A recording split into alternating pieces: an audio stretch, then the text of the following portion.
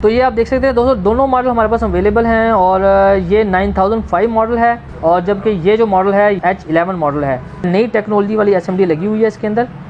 Simple तरीका है ये देखें, आपके सामने टेप हमने कर ली है। यहाँ पर आपको जमीन पे पता लग जाएगा आपको कि इसके अंदर कितना आ रहा है ना समूला, आपको वहाँ फोकस आपका ज़बरदस्त नजर आएगा।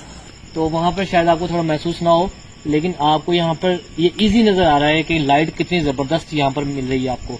1 to 570 के लिए तो बेस्ट लाइट है ये, कोई और लाइट लगाने की जरूरत नहीं है।